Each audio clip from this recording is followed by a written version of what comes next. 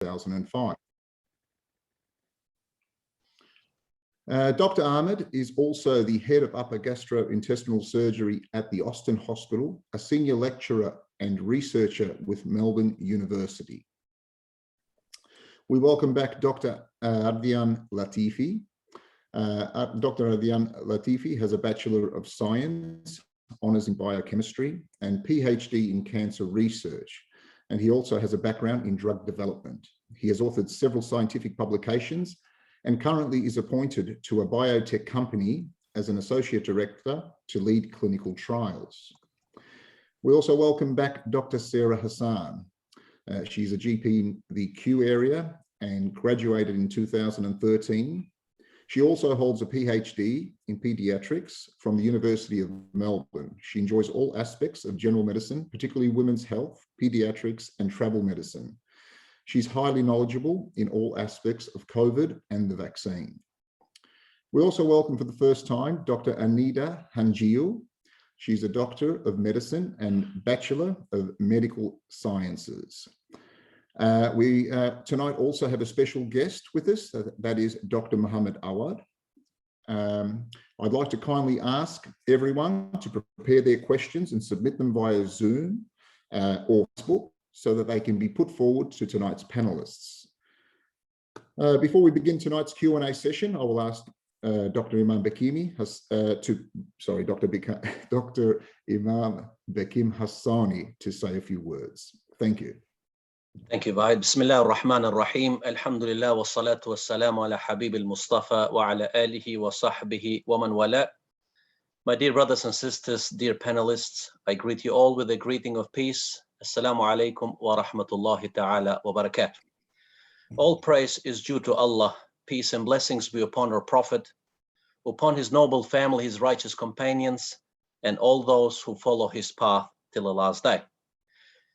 I ask Allah subhanahu wa ta'ala to bless you and to protect all of you from any harm. I'm just going to speak a little bit about this whole COVID-19 and the vaccine. A lot of people asking this question, whether this COVID-19 is a punishment or is it Allah's decree, and also for vaccines.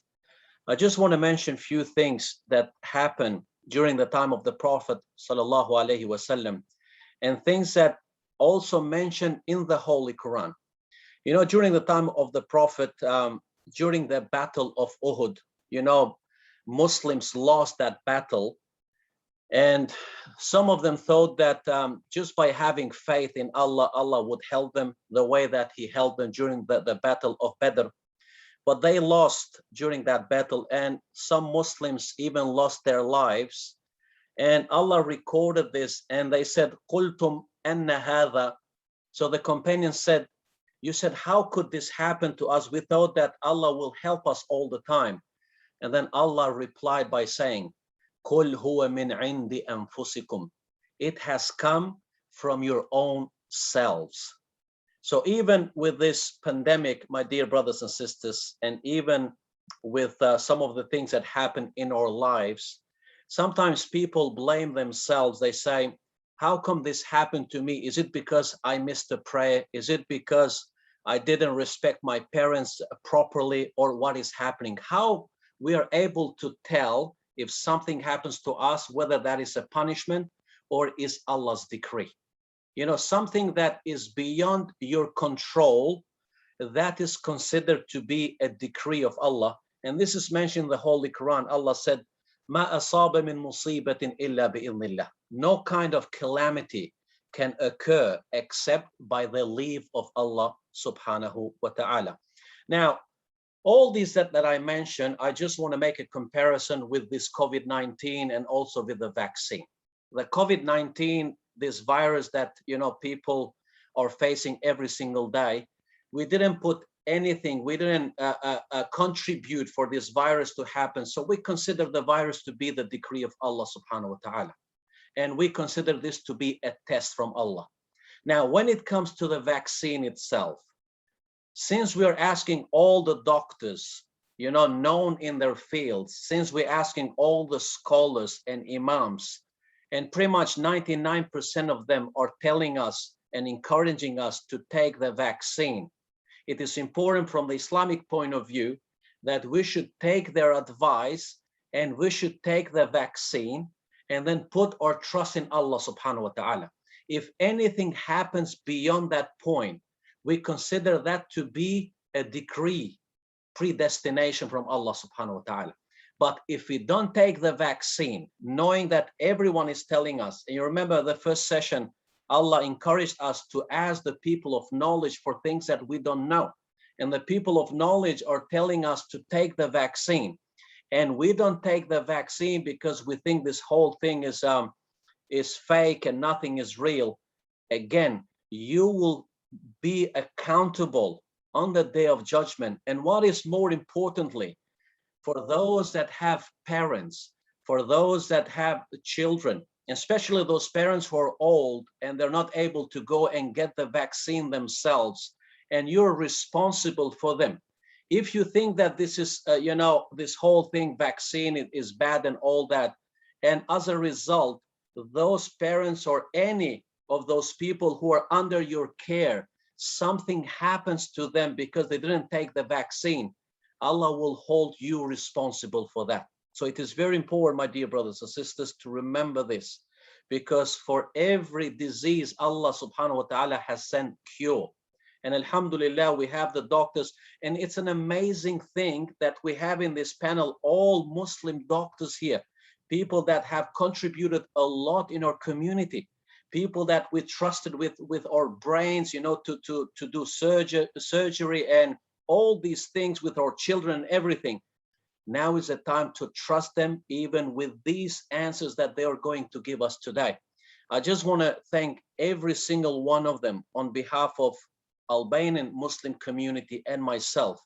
I ask Allah subhanahu wa ta'ala to bless them and to bless their families and to reward them for the time that they took to come here and help us with these answers. I know that all of them are very busy, but you're doing a great deal to our community. Inshallah, we'll never forget that. All we can do is pray to Allah subhanahu wa ta'ala to reward all of you. Thank you.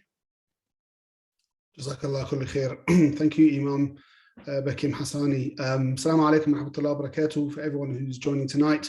I don't need an introduction. Most of you know me. I'm also a surgeon, but I'm a baby surgeon compared to Ahmed, who's next to me there. And I consider him my big brother, and I consider everybody here my brothers and sisters. We're going to go straight into questions and answers in the interest of time. I know a lot of you have a lot of questions and answers, so a lot of questions rather from last time. And we've started to get a few questions in. I'm actually going to start with brother Ardian Latifi, who's, mashallah, a very senior, very knowledgeable scientist in the field of vaccines. And he's going to tell us a little bit about vaccines, especially because the first question that's come in is, how do we know the long-term potential adverse side effects of mRNA vaccines since it's a new technology? The example of history tells us nothing will happen is okay for traditional vaccines, but this is a new one. So what, how can we use that same background knowledge for something like this? So tell us a little bit about the vaccines, please, Ardian.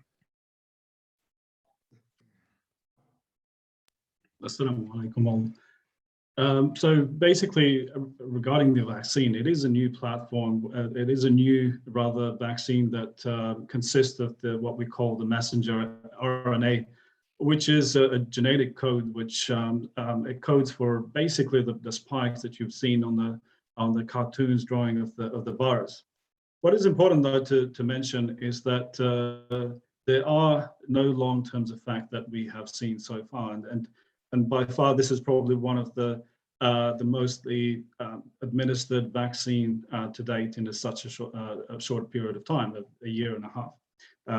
So what I wanted to do really is share some information, some slides that I've prepared specifically to this point. And I can start by basically saying that there are three components that I wanted to touch base on: vaccine solution or composition, sort of the mechanism of action or how basically it works, and whether that it can change anything in your what we call the DNA, so the basis of our programming as a human being. So if I just go to the next slide, which talks a little bit about this particular slide, talks a little bit about what does the vaccine contain. And so I believe Dr. Sarah spoke to this point before, but I wanted to show you a factual sheet of nutrition found in these containers. So there are two major ingredients. The first active ingredient is the messenger, or the message, basically, and it is responsible for producing that spike that we talked about. And the other ingredients are all inactive. Basically, they play an important role in facilitating the delivery, for example, to the cell, such as lipids, or what we know in common language as cholesterol, salts and acids. They are basically used to balance and stabilize the solution. And lastly, the sugars, which we're all very familiar with. So there's nothing hidden or secret about these particular vaccines, even though they might be relatively new and haven't been used before. So then, how does it really work? So I think a lot of people want to understand this part because of the ingredients and how whether it can have long-term impact on the body. So there's several steps basically. The first one, the scientists engineer this message. It's easy to engineer. I've manipulated genetic material in the lab myself. It's not that difficult. So we have the means to do that. The second thing is this mRNA. Then it's encapsulated, or basically is put into this formation of liquid. The lipid layer, which is basically here, and within that layer, you've got the mRNA which protects it, and it's used for delivery. So the third step that happens is the administration of the vaccine to the person, that we all know. And one of the things that happens is really this message gets into the actual cell. So these are specific specialized cells, which are part of what we call the immune system. And then from there, the cell is then capable of basically displaying and telling the rest of the immune system that here is a protein that we have encountered, or something that is unique. So this is all part of a very, very small piece of the virus that is found on the virus, that is coded and therefore displayed. So then the immune system itself is basically responsible for taking that information and storing it as a memory. So that memory then is used upon the real virus coming into contact with the individual. The body is capable of recognizing it and then attacking it. So think of it as a way of information displaying to the immune system. So it's quite a simple mechanism when you think about it. It's a couple of steps involved, and therefore it's nothing hideous or secretive about the vaccine. So the last thing I want to talk about is really, which is an important one, does the mRNA, or this message, gets into your nucleus, into your DNA? The answer is no. It's not even possible for that to happen, because what you need to understand is, to begin with, the mRNA, it only can be delivered to the initial, the main part of the cell. But in order to get to the DNA, it needs to go through this double barrier. So the cells are very protective of their programming. So it can't really be delivered that easy. Secondly, you need that machinery in order to convert this into another different compound, and then from there it can be transported into the nucleus, and that's not really the case here, because we know the ingredients, we know the message, we know the genetics. Anyone can easily actually do a validation of this assay. So overall, there is really no, that's the reason why we don't believe in long-term effects with this particular vaccine. And that's why we think that it's a safe delivery in order to boost the immune system. Jazakallah, that was very comprehensive. Also, I think it's important to mention a point that Sister Sarah Hassan said, which is mRNA technology is not actually new. It has been developed over the past 4 decades. This is a type of drug or message delivery that we've been using for decades. So we are actually aware of this. And the biggest misconception here, of course, is that it affects your DNA. And in fact, it does not. We know it does not. I'll move on to another question. So thank you very much for that. It says here, Salaam alaikum. I guess this is responding to Bakim Hassani's message at the beginning, but this is a medical question. So, Salaam alaikum. What if you have done your research already and you are sure that it is harmful for you, I'm assuming, to take the vaccine, and then because you are being pressured into getting the vaccine, you suddenly die because of it? What is the punishment for that? I guess, first of all, we should get a medical response to that. So, Dr. Sarah Hassan, can you please just respond to that question? Bismillah, alhamdulillah, wa salatu wassalam ala rasulillah. Assalamu alaikum wa rahmatullahi wa barakatuh, everyone. I think the question that has been asked, we could break it up into two parts. First, what is your research and what is the research that is done by the researchers? And we're living in a time, unfortunately, where people think that, you know, watching a YouTube video or going on a Reddit thread or reading, you know, information that has been posted up on Facebook is research. And for anyone who has been involved in research, for anyone who has been involved in the soul-destroying process of going through peer review and writing a literature review and reviewing the data that is out there, it's quite insulting, because research is not just reading something that confirms your confirmation bias and thinking that that is fact and that that is accurate. It's not. So research, a researcher looks at all of the data, and a researcher's view changes depending on the evidence which is emerging. And so if you are looking with all sincerity into the vaccines and doing your research, and your research is showing you only something which confirms your point of view, it is confirming your confirmation bias, then you need to recognize that that research is flawed. Because even I, as a researcher, can look at the positives and I can look at the negatives, and I can always make an assessment based on risk outweighing harm or benefit outweighing harm. And my opinion might change depending on what the evidence is showing. But if you have come through this research and your research is that you're going to drop dead from this vaccine, then your research is flawed. Because what we see from all of the data internationally is that what is killing people, what is putting people in hospital, 95% of people in ICUs, or more than 95% of people in ICUs, 95% of people in hospitals are those who are completely unvaccinated, who are not fully vaccinated. So what we have is evidence that almost 5 million people have died from this virus, and we have very little evidence that this vaccine is in any way comparable to that. That's not to say that there isn't the likelihood of very rare side effects. And we acknowledge that as doctors. It's in the product insert. We will say that maybe there is a 1 in a million very rare adverse event that might occur.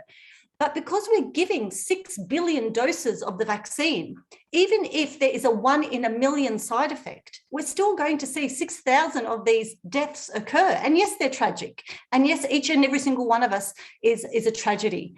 But if those same 6 billion people were to get COVID instead, and we only base the mortality rate on only 1% of people die, you're looking at 6 million deaths. How can we even compare it? How can we even compare it? So we have to recognize that at the end of the day, the benefit of the vaccine vastly outweighs any of the known harms that we have seen. And it is a responsibility upon us. This is part of our tawakkul as well as Muslims. When we put on a seatbelt and we're driving and we're going out, you know, on a car ride, do we say, well, look, I'm not going to wear my seatbelt because there are people who have worn seatbelts and they've also died in car accidents? We don't do that. We don't say that. It doesn't even enter our mind. So we always have to recognize that the data is changing, the data is fluid, and the overwhelming research is not that you're going to drop dead from the vaccine. The overwhelming research and data is that the greatest harm actually comes from COVID, and therefore you need to get vaccinated to protect yourself. Just in 30 seconds, can I get Dr. Bakim to explain to us what tawakkul means? Because Sister Sarah has used it a few times and some people might know what that means. Well, just from the Islamic point of view, as I mentioned in the beginning, just like with anything else in life, even with other sicknesses that we have, and also with this vaccine, we are obligated by Islam to go to the people of knowledge. And if they give us the wrong advice, and if anything happens to us, Allah will hold those doctors accountable, because we can't be, you know, and know everything. I know something about Islam, you know something about medicine. So everyone knows something about their fields. And Allah told us and encouraged us to go to the people that are known in their fields. So knowing this and asking all the doctors, and not just any doctors, that's why we invited you, someone who believe in God, someone who fear God, and someone that we know you're going to tell us the truth. And we follow this this instruction. And in this particular instance, when it comes to vaccines, if anything happens after we take the vaccine, we consider that to be Allah's predestination, Allah's decree, because we have done everything right. We have asked all the doctors, we have asked all the scholars. If anything happens, may Allah forbid, we know that it was Allah's decree. But if we don't take the vaccine, knowing that all the doctors have told us and all the scholars have encouraged us to take the vaccine, that is not Allah's predestination. That is something that we have done with our own hands, as Allah mentioned to the people and to the Sahabas, to the companions of the Prophet. So it is very important to follow the instructions from the doctors, and it is very important for us to do the right thing. As I said, just like with anything else, if we drive, we have to follow the rules of driving. So this is what Islam encourages us. If we take the vaccine, if anything happens, Allah's qadr, we know that that is beyond our control. But if we don't, and then something happens to us, Allah said that, you know, those doctors told you to take the vaccine, why you didn't do that? And I ask Allah subhanahu wa ta'ala to protect all of us.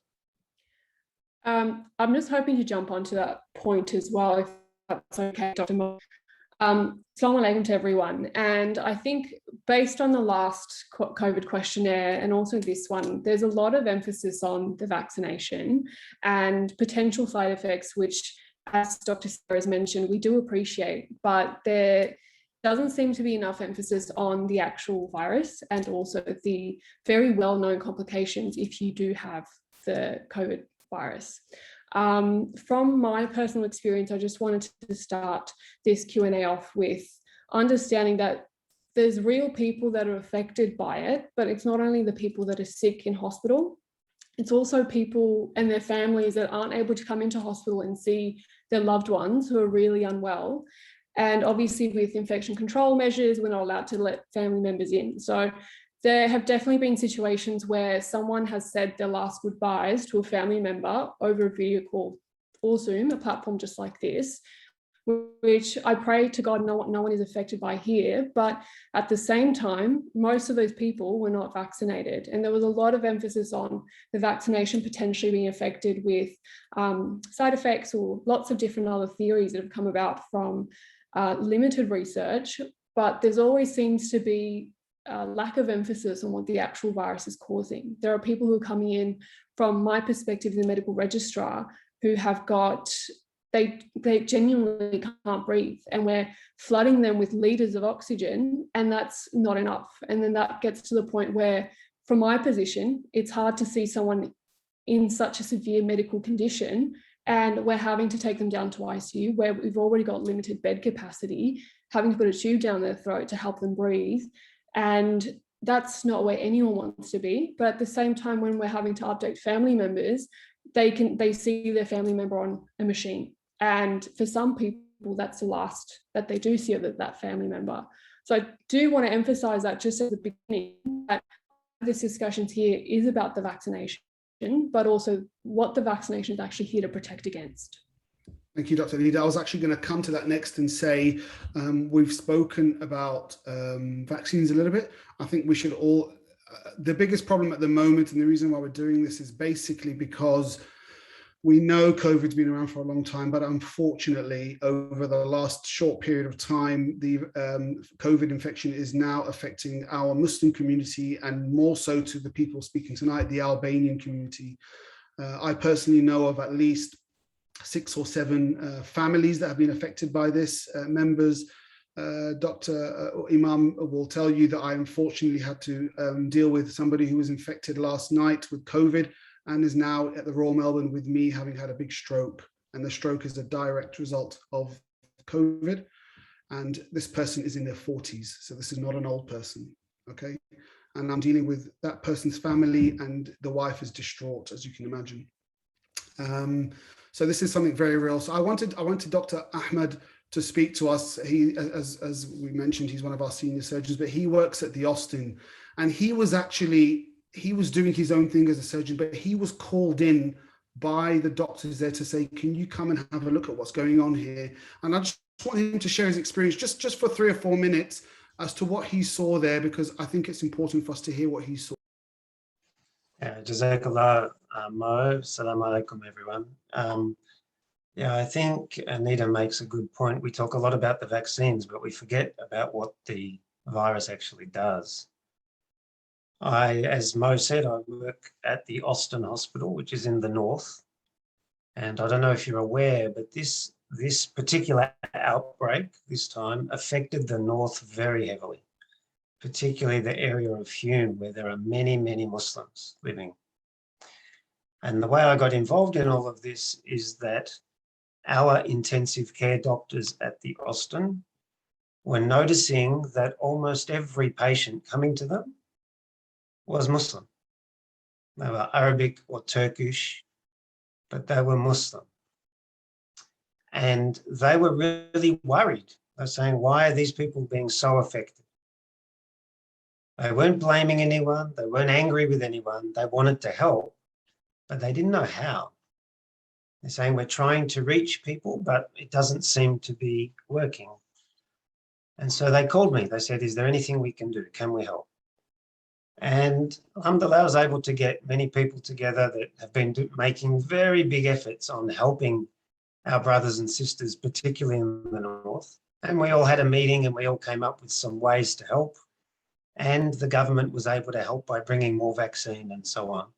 And I just want to tell everyone, alhamdulillah, it's really turned around in the north.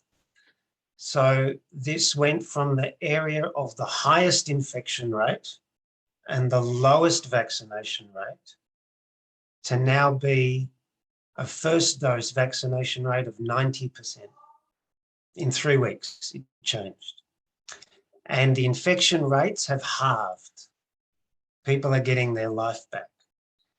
And yes, it was good work from everyone, but I can tell you the main reason this changed is because everybody in Hume knew someone who got very sick with this virus.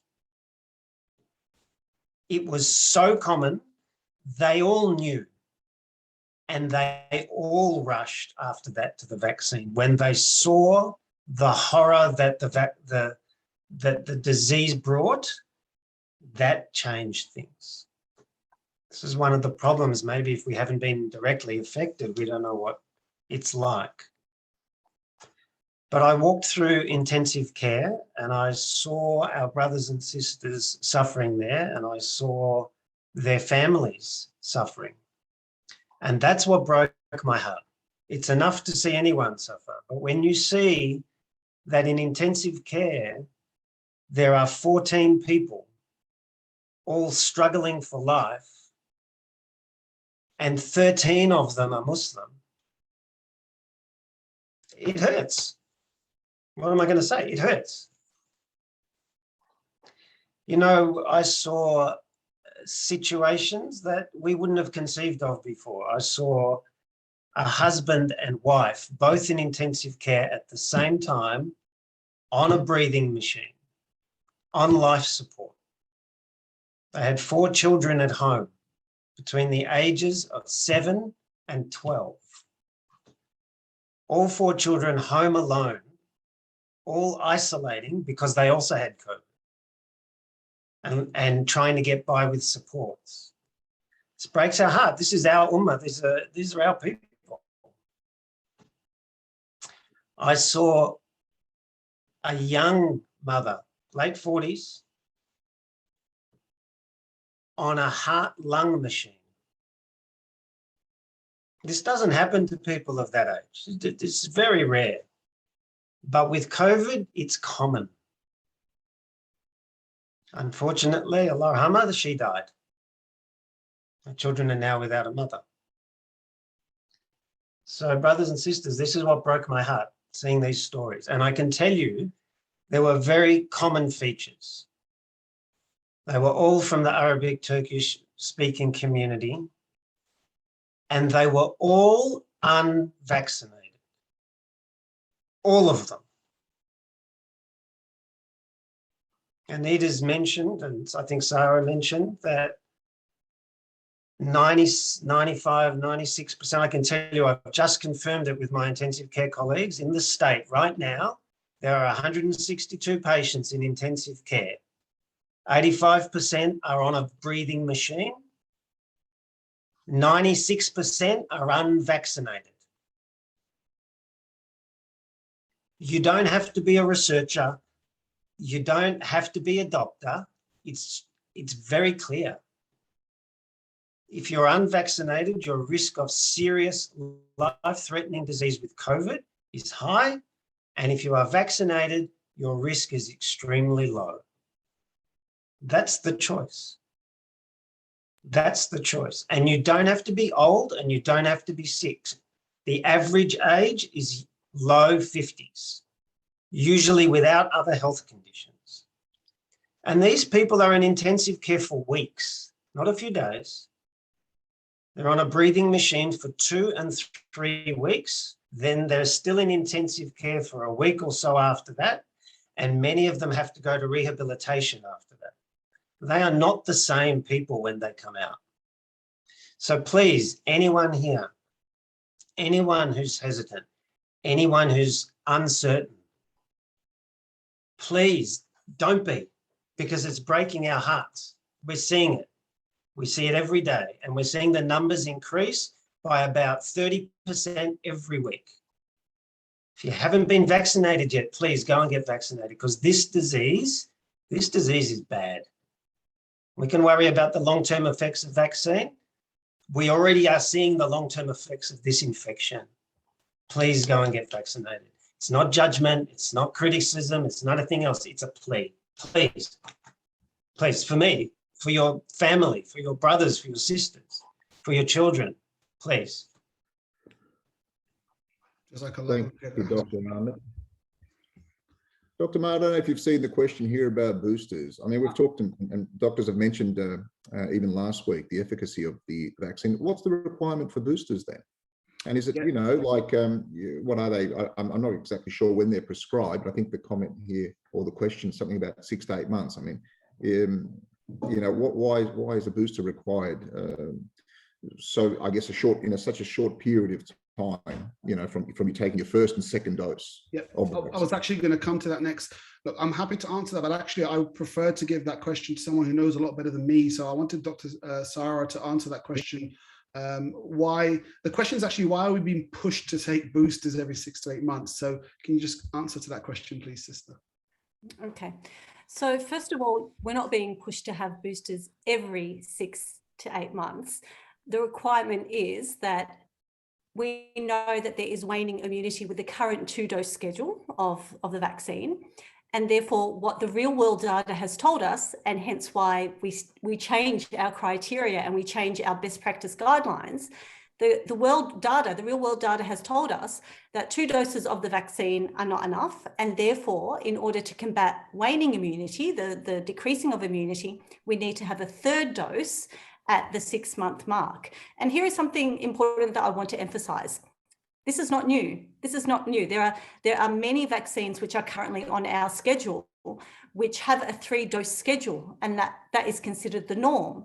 And the reason why they are a 3-dose schedule is because over time, with the luxury of time and with the luxury of wide trials which have run for a long period of time, we've been able to see that 2-dose schedules were insufficient, and therefore a 3rd dose schedule was considered to be optimal. And we see this in many of the vaccinations that our children take in the national immunisation schedule. For example, whooping cough.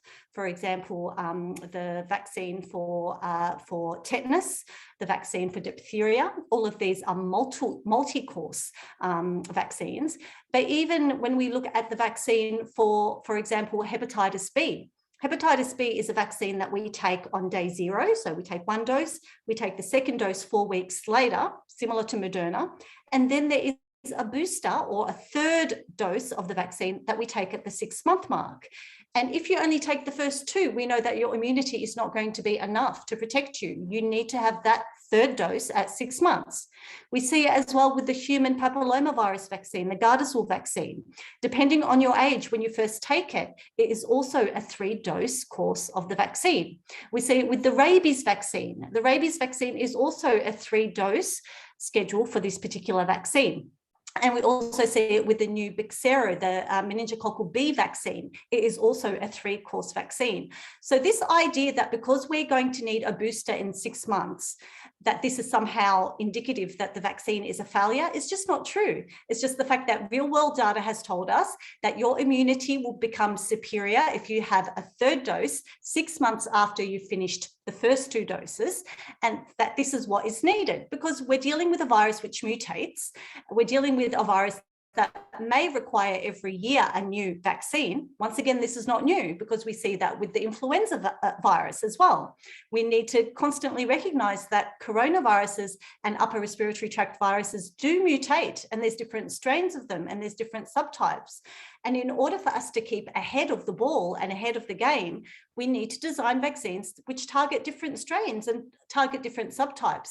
So this is, I think, this is a credit to technology that we're able to recognize this, that we're able to tweak the current vaccines that we have, and we're able to basically adjust our schedule depending on the data that is coming in.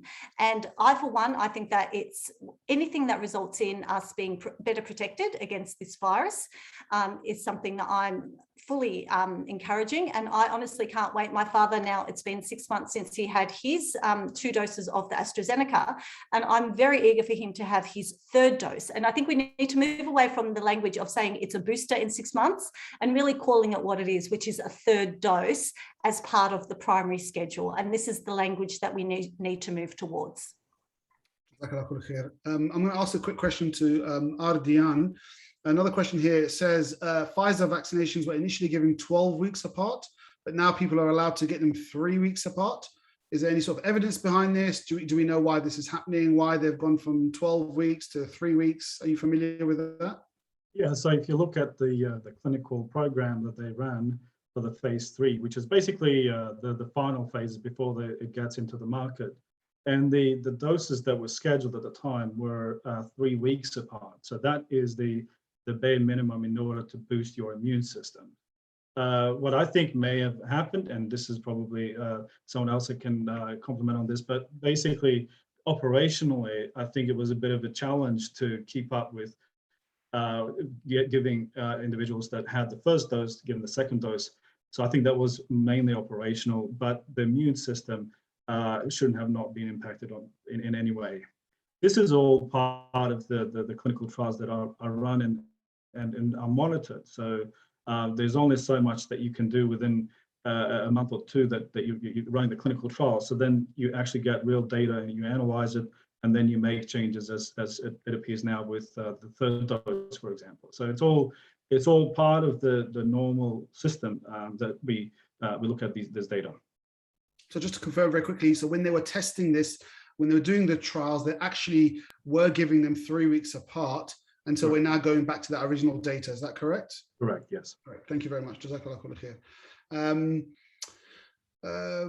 I think we answered this last week, but maybe again the question has been raised about administering or taking a vaccine if someone's expecting a child, pregnant. Is that something we can cover again in this session, please? Because the question has been raised again. Dr. Anita, are you happy to answer that, or should we get Dr. Sarah to answer that? Look, I'm sure we're all aware that, especially in pregnancy, we definitely recommend vaccination against COVID, but Dr. Sarah more than likely has background statistics with regards to the percentages. I think recently data has come out of the UK suggesting that pregnant women who are admitted to hospital with COVID, the majority of them are still not vaccinated, and 1 in 5 are still needing intensive care support. So you're suggesting that basically even what we know at the moment is that pregnant women who get sick with the virus, again, we're going back to this concept of your chances with the virus are substantially worse than it is with the vaccine, correct? Absolutely. And especially in that case, being pregnant, you have the responsibility of an unborn child. I think for any pregnant woman out there, there's even more incentive to get vaccinated, particularly understanding and appreciating the data that's coming out of the UK. And we're quite lucky in the sense that a lot of other countries are coming up with research and publications because they've dealt with COVID for a lot longer than we have. So there's definitely data backing that up. And obviously we would fully support that. Okay, I'm going to ask another question now that hasn't been asked here, but I know this is a question that I have been asked multiple times, and I know this is a question that probably most people want to hear tonight. And that is the question of vaccinating young ones, vaccinating our children. Yeah. I know, I'm sorry, I'm going to have to keep referring to Dr. Sarah because, again, she's probably the most knowledgeable in this. But would you be, my question to you, Dr. Sarah, is would you be, in the hands of Allah and with Allah looking over us, would you be happy to give the vaccine to your own children? Would you be happy for us Muslims to give the vaccine to our children, and from what age? So I'll start off by saying that, alhamdulillah, my 2 children have been fully vaccinated, alhamdulillah. They are within the ages where the vaccine is approved in Australia. So currently at the moment, the vaccine, both Pfizer and Mrna, are approved for children over the age of 12. My daughter is 16, my son is 18, and they've both been fully vaccinated, alhamdulillah. So definitely I am a big fan of vaccination for children. When we talk about children under the age of 12, obviously we still don't have approval for that. And once again, I'm not going to recommend something that ATAGI and the TGA have not said is approved for children or is not on our current schedule. So obviously we have a lot of exciting data that's come out of trials from the United States. So there was the Teen Cove study that looked at Mrna and the Baby Cove study that's looking at Mrna in children from the age of 6 months upwards, and the teenage study, obviously, which I just mentioned. And there's a lot of data that, yes, it is protective. But when it comes to looking at the pediatric population, one thing we know is that the pediatric population actually does really fares a lot better when it comes to COVID infections than, say, adults. But we do know that there are 2 exceptions to that group, and that is children from the age of 0 to 4, and also teenagers from the age of 13 to the age of 17. These 2 have quite high rates of hospitalisation compared to other age groups. And so whenever we do discuss any sort of vaccination program, we're always going to have to ask the question, is the benefit of vaccination, is it going to outweigh any of the rare risks that come from vaccination? And at the moment, there's been a lot of legitimate questions that have been asked about the risk of myocarditis and pericarditis in children. We know that there has been a new Pfizer vaccine that is coming out, which is a different dose compared to adults, which has shown less rates of myocarditis and pericarditis. So it's a third of the dose. So I think once we have more data from that, we're going to very stringently look at that data and we're going to determine whether or not there is a benefit in vaccinating children. Of course, though, I understand that everyone is extremely worried because even if children may not get severe illness, so let me try and backpedal a little bit, children who are perfectly healthy without any pre-existing illnesses are less likely to have severe outcomes from COVID. But children who have disabilities, children who have underlying lung disease, children who are overweight can have bad outcomes from this virus, even though children generally don't tend to get very unwell from COVID. But we need to weigh up the benefits versus the harms when it comes to this, to giving the vaccine. And one of the things is not just about children becoming unwell, it's the fact that children can spread this virus to other vulnerable people in their community. And we're talking about grandparents who may be looking after children. We're looking at other immunocompromised people within their family circles. And so it all becomes important to try and create a bubble of immunity, as big a bubble as immunity as possible.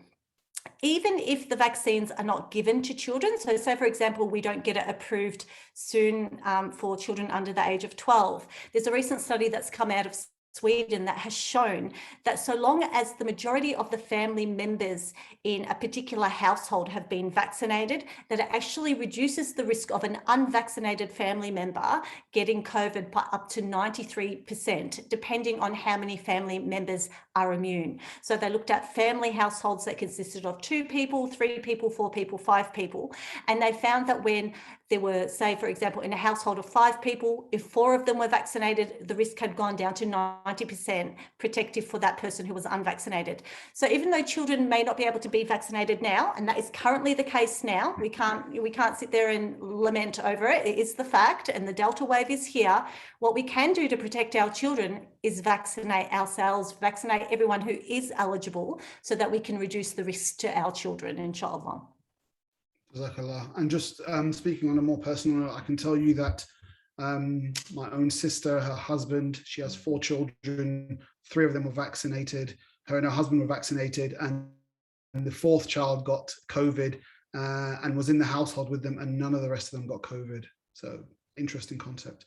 I'm going to ask a question to Dr. Ahmed Ali. There's a question here. It says, what is your message to doctors, I'm assuming general practitioners, in the northern suburbs, so your end of town, who are allegedly, unfortunately, faking doses for money so patients can get a certificate for the obvious purposes?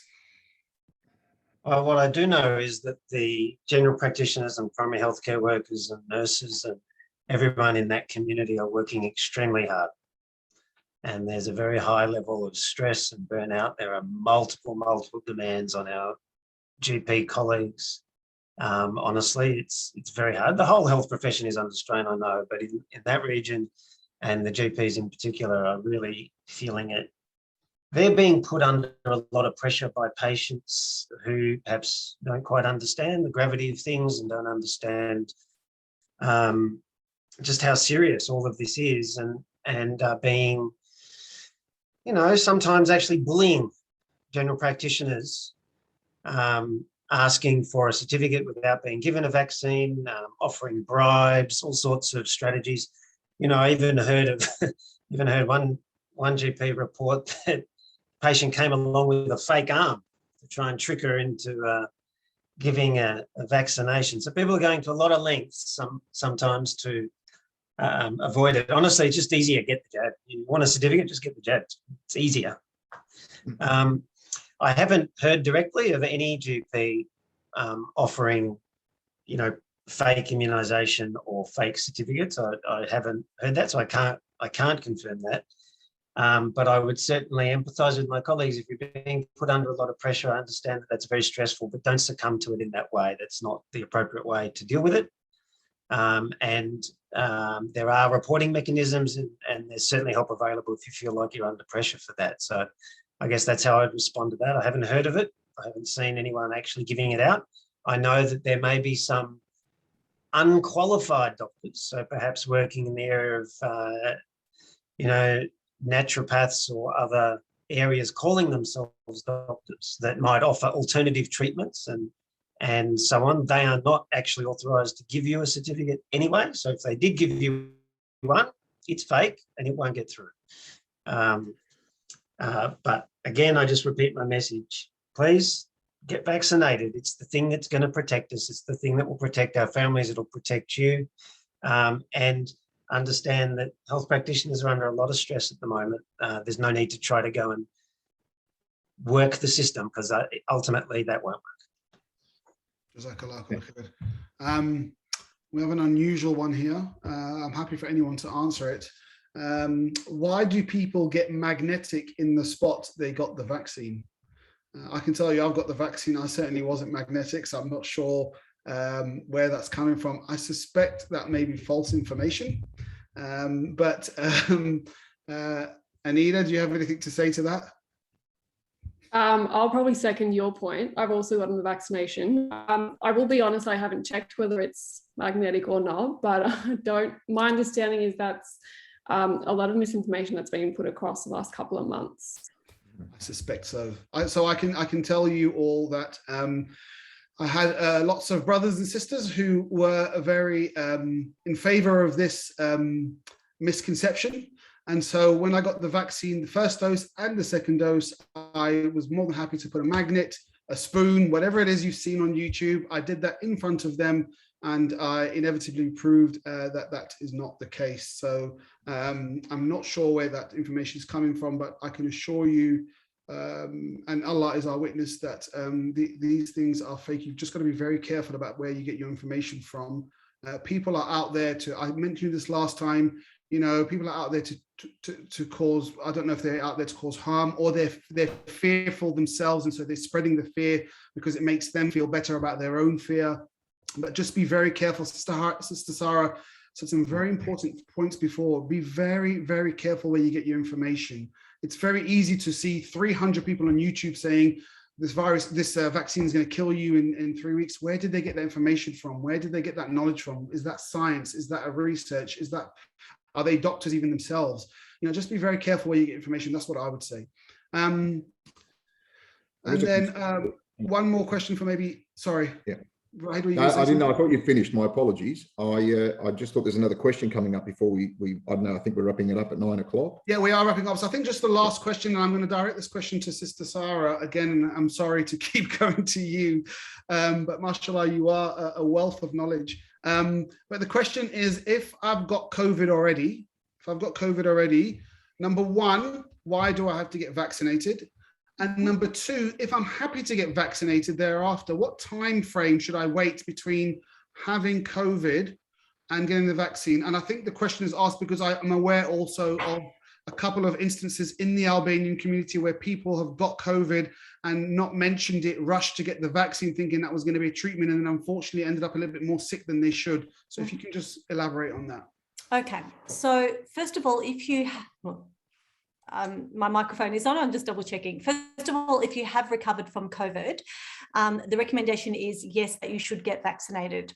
And the reason for that is that we have evidence that immunity that comes from a natural infection does also wane in the same way that if you had immunity from having influenza, or if you had the flu virus, you're still able to get a subsequent flu virus later on in the season. So there have been cases of reinfection. And in fact, 1% of the people who are admitted into Israeli hospitals at the moment are those who are presenting with reinfections from COVID, having previously had COVID earlier on and then have had it again. So we do realize that looking at the data that is also coming from Israel, that people who had been vaccinated after having had COVID were less likely to have a reinfection. So we're talking about almost non-existent cases of reinfection once you had been vaccinated after having COVID. In terms of the best time to get this done, it depends. So first of all, it depends who you ask, and it depends which guideline you're looking at. The World Health Organization and the CDC have different views on it. So the recommendations up until a few months ago were that you could wait for up to 6 months because you would have at least 6 months worth of immunity, and then you should get vaccinated after that time. The CDC said, well, no, what we recommend is after you have actually recovered from the acute infection, that is the best time for you to get vaccinated. So once you are no longer acutely unwell, you should be vaccinated. The more complicated question, Dr. Mo, that I get a lot is I get calls from sisters saying, Sarah, I had my first dose of the vaccine and now I got COVID before I had my second dose. What do I do? And what happens now? And the recommendation according to our current Australian guidelines is if you have had COVID in between after having one dose and you still had not had your second dose, the recommendation differs depending on the type of vaccine you had. So if the vaccine was the Pfizer vaccine, the recommendation is that you should wait for 8 weeks after the acute illness and then have your second dose. And if it was the AstraZeneca vaccine, which was your first dose, the recommendation is that you should wait for 12 weeks after the acute infection and then have that second dose. So there's no ambiguity here. People always talk about, natural immunity being better. Well, natural immunity, you actually need to risk going through COVID and the risk of long COVID and the risk of an ICU admission and the risk of a hospital admission and the risk of having symptoms that might go on for months. And if you come through that, you're still not going to get lifelong immunity like you would for measles or for, say, for example, chickenpox. You're still going to have waning immunity and require a vaccination at some point. So just get it done as soon as you've recovered from the acute illness, inshallah. Inshallah, Jazakallah. I think in the interest of time, I'll let Vahid wrap it up, but I just wanted to personally thank all the speakers tonight, my beautiful brothers and sisters, for this information. I always learn something new every time myself. Inshallah, I just hope, and again, I say this to everybody, I just hope that you make the right decisions for you and your family. I'm personally not pushing for anything, but I think you need to weigh it up yourself, make a sensible decision about what's right for you and your family, given what's happening at the moment. May Allah bless us all, and may Allah keep us safe. Ameen. Well, so look, the only other question, I think there's quite a lot of text coming through.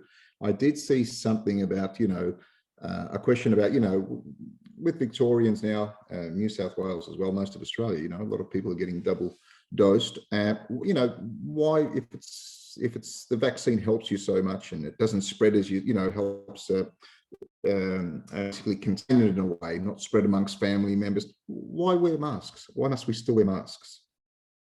So that's something I saw in there. Like I said, there's a lot of questions coming through. Is that more just for obviously a preventative measure? Dr. Anita, do you want to answer that?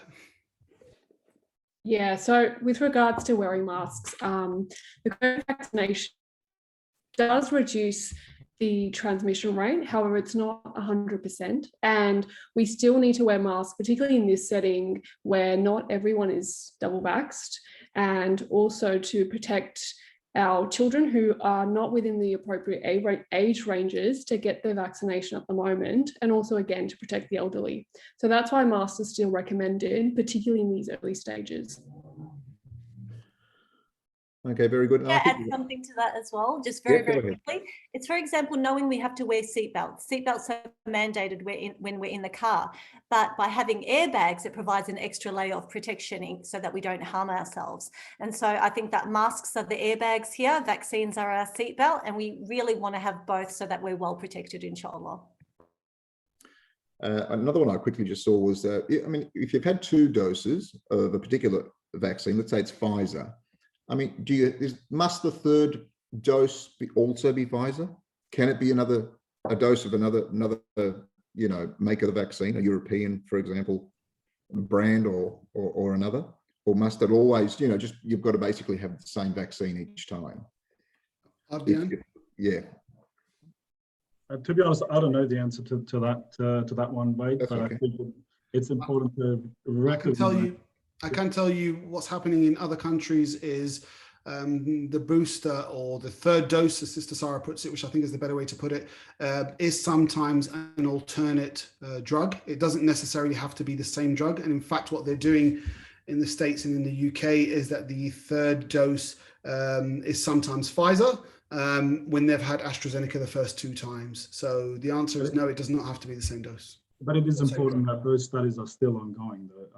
To my understanding, that we don't have a conclusive result on which whether you should be mixing another dose with another vaccine, or you just keep going with the same. Correct. We're still gathering information as well. I can see some of the panelists are also answering questions that are being submitted, which is great, because there is quite a lot. I've got actually 2 screens full of questions in front of me. And I just, we're over 9 o'clock, and I'm just wondering what we do. Can I just interfere for 1 second? Yeah. We know that in our Albanian community, especially in Dandenong, they're suffering a lot from this COVID-19. And unfortunately, there have been some people that spreading false information, and because of that, every household has been affected by this virus. Is it possible just to give the president of the Albanian community in Dandenong, just to say a few words to his own community in Dandenong, just to encourage them to listen to their GPs, to listen to you guys, and hopefully the message will get through to them, and yeah, this might help them. Cesar, would you like unmute Riza Yaupi, please? We're just going to allow him the mic so he can say a few words, if you don't mind. Riza, can you hear us?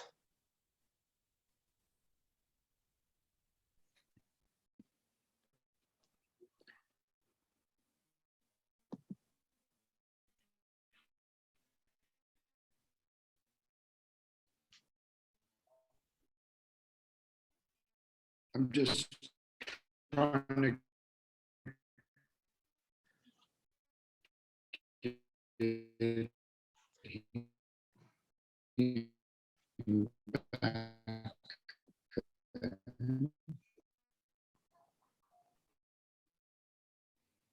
He's on now. So we'll just. Yeah, Reza, you're unmuted. Oh, excellent. You can hear us, Reza? Yes, I can hear you now, Cesar. Okay. Can you hear me now too? Yes, go ahead. Oh, well, good evening to everyone. Thank you for making time, you guys, to share all this information. We really appreciate it a lot because myself and all Albanian community at the moment in Dandenong, we're all suffering from this COVID-19.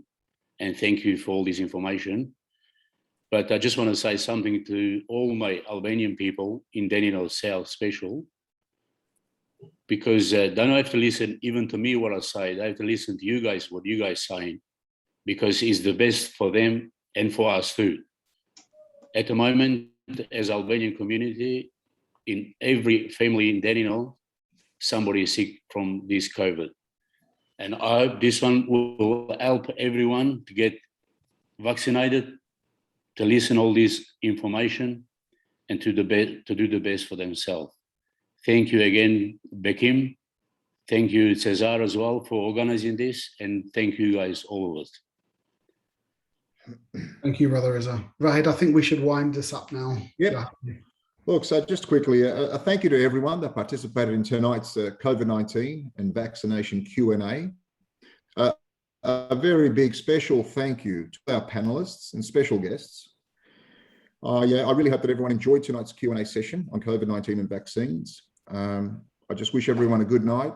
Stay safe. God bless you all. And Assalamu alaikum. Thank you again.